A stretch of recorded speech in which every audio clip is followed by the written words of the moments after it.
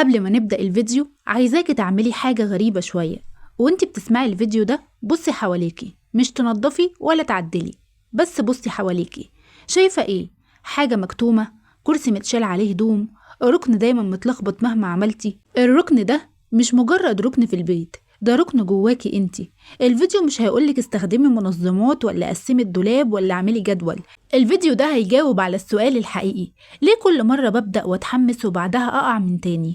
وليه البيت دايما كأنه بيقاومني؟ الكركبة في البيت كركبة كمان في الإحساس. خلينا نواجه الحقيقة اللي محدش بيقولها. البيت مش بيكركب علشان في ناس عايشة فيه، البيت بيكركب علشان في مشاعر متشالة ومش متفرغة. الكركبة أنواع: كركبة حاجات وكركبة أفكار وكركبة مشاعر مؤجلة.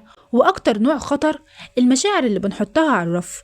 كل ما تزعلي وتسكتي، كل مرة تضغطي وتكملي، كل مرة تقولي مش وقته. الحاجات دي ما بتختفيش، بتتحول لفوضى، فالبيت يلم ويخزن ويعكس عليكي كمان. ليه؟ لأن التنظيف مش بيكمل. انت مش بتزهقي من التنظيف، انت بتزهقي من الشعور بعدم السيطرة. خلينا نفكها. انت داخلة التنظيف وانت أصلا تعبانة، مش مستريحة ومش فاضية نفسيا ومش واخدة حقك، فأي مجهود هيبقى تقيل حتى ولو بسيط. رقم 2: التنظيف بقى واجب مش اختيار. أول ما الحاجة تبقى لازم العقل بيقفل. العقل بيحب الإحساس والمعنى والهدف من الشيء اللي انت بتعمليه. ولما تبدأي التنظيف على إنه واجب مش اختيار، لازم يكون في مقاومة من عقلك. رقم 3: مفيش نهاية واضحة. التنظيف شغل ملوش خط نهاية وملوش تسفيق وملوش تقدير، فالعقل بيسأل: هو أنا هعمل ده ليه؟ ولكن في حاجة أهم، هي الكسل والتسويف، الحقيقة اللي بتوجعنا. اسمعي الجملة دي كويس جدا: الكسل غالبا هو وجع متراكم، مش مجرد واحدة قاعدة ومش عايزة تعمل حاجة، دي واحدة زهقت واتضغطت وشالت أكتر من طاقتها. والتسويف ده صوت داخلي بيقولك مش دلوقتي، أنا مش قادرة. طب ليه بنسوف التنظيف تحديدا؟ لأنه بيواجهك بنفسك وبتعبك وبإهمالك لنفسك، فالعقل بيهرب بسرعة. الغلطة اللي بتكسرك من غير ما تاخدي بالك هي إنك بتربطي نظافة البيت بقيمتك. بيتي مكركب علشان أنا فاشلة، بيتي مش مظبوط علشان أنا مهملة، وده ظلم.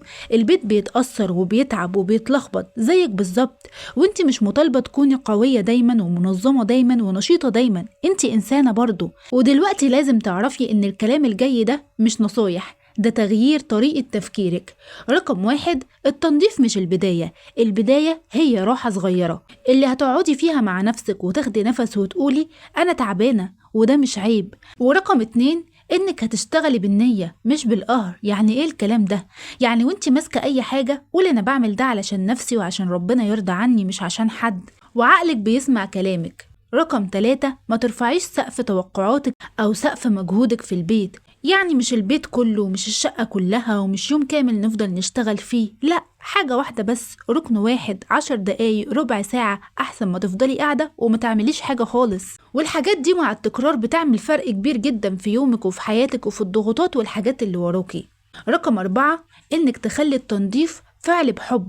شغلي حاجة بتحبيها، افتحي شباكك، اعملي قهوتك، اربطيه بحاجة حلوة تحمس عقلك ان هو يشتغل معاكي وما يقاومكيش. رقم 5: افصلي نفسك عن البيت. البيت حاجة وانت حاجة، البيت يتكركب يبوظ لكن انت لا.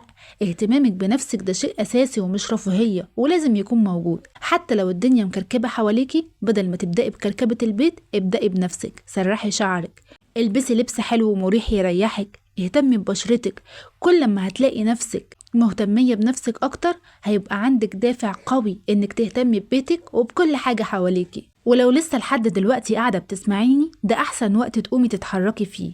مش تنضفي ومش تشيلي البيت كله فوق دماغك، بس تشيلي حاجة مضايقاكي من مكانها، تفتحي شباكك وتدخلي هوا جديد، وترتبي الكرسي اللي دايما عليه هدوم ما بتتشالش. قومي دلوقتي وأنا مستنياكي ترجعيلي وتكتبيلي في التعليقات عملتي ايه او هتعملي ايه او لسه ناوية تعملي ايه بإذن الله بعد ما سمعتي الفيديو ده. وافتكري دايما ان البيت مش اللي دايما محتاجك ودايما بيستنزفك، البيت انت اللي محتاجاه يكون بيريحك. ودلوقتي خليني اقولك الحقيقة من غير لف كتير: البيت اللي دايما نضيف مش بيت بيتنضف كتير، ده بيت بيتكركب قليل.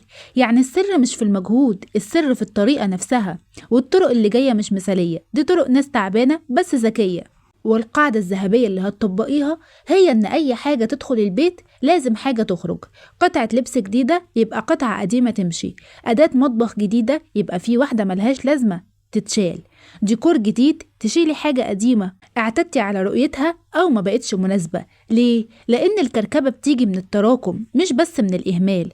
القاعدة التانية هي إنه مفيش مكان مؤقت. أخطر كلمة في البيت هحطها هنا مؤقتا وبعدين أبقى أشيلها. المؤقت ده بيبقى دايم وبيبقى متراكم كمان. كل حاجة لازم يكون ليها مكان، ولو ملهاش مكان فلازم يكون ملهاش وجود كمان في بيتك. البيت اللي مفيهوش أماكن مؤقتة بيبقى بيت رايق على طول. القاعدة التالتة هي قاعدة ال5 دقايق، ودي اتكلمنا عنها كتير. أي حاجة بتاخد منك 5 دقايق أو أقل اعمليها فورا واوعي تأجليها مهما حصل، زي غسيل طبقين، ترتيب سرير، لم هدوم بسرعة، مسح سطح رخامة أو سطح بوتاجاز. ليه؟ علشان تمنعي التراكم. أما القاعدة الرابعة إنك تسألي نفسك، هل عندي لبس أكتر من قدرتي؟ هل دولابي بيمثل حياتي دلوقتي؟ الحل: خلي لبس الأسبوع قدامك والباقي متخزن بعيد. اللبس العشوائي بيبقى أكتر سبب للكركبة. أما القاعدة الخامسة فهي إن المطبخ مقياس البيت. لو المطبخ نضيف فاضي من التراكم البيت كله بيبقى أخف وأهدى وأنضف. نصيحة مني ليكي إنك نامي والمطبخ فاضي، حتى لو تعبانة اعملي الحد الأدنى، مش شرط تعملي كل حاجة.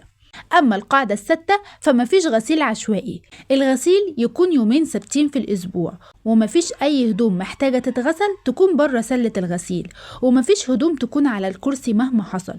الغسيل العشوائي هو اللي بيعمل فوضى. أما القاعدة السابعة فهي إن التنظيف مش حدث، ده روتين. بدل ما نخصص يوم كامل للتنظيف خليهم شوية كل يوم بدون إرهاق. 10 أو 15 دقيقة لكل غرفة كفاية جدا كل يوم. في كل بيت في درج أو ركن أو دولاب بيتجمع فيه كل حاجة، حدديه ونضفيه مرة في الأسبوع قبل ما الكركبة تزيد فيه بشكل مبالغ. أما القاعدة التاسعة خلي البيت يخدمك. المنظفات تكون قريبة وليها مكان ثابت، أدوات التنظيف تكون سهلة وبسيطة، التخزين يكون بسيط وليه مكان محدد. كل ما الحاجة تبقى سهلة الالتزام بها بيزيد وبيبقى أسهل كمان. أما القاعدة العاشرة فهي النظافة مش شكل. البيت النظيف مش مثالي ومش خالي من العيشة وإنه محدش بيمشي ويتجول فيه. البيت النظيف بيبقى مريح وسهل وبيتلم بسرعة. لو عملت 3 حاجات بس من دول، إنه مفيش حاجة تبقى في مكان مؤقت، وقاعدة ال5 دقايق، وإنه أي حاجة جديدة تدخل بيتك حاجة قديمة تخرج، بيتك هيختلف تماما ونفسيتك هتفرق. مش مطلوب منك الكمال، مطلوب منك الاستمرارية بس. وبكده خلص الفيديو بتاع النهاردة، بس زي ما احنا متعودين كلامنا مع بعض عمره ما هيخلص. استنوني في فيديو جديد قريب جدا، واكتبوا لي رأيكم ايه في الفيديو ده في التعليقات. استودعكم عناية الله، والسلام عليكم ورحمة الله وبركاته.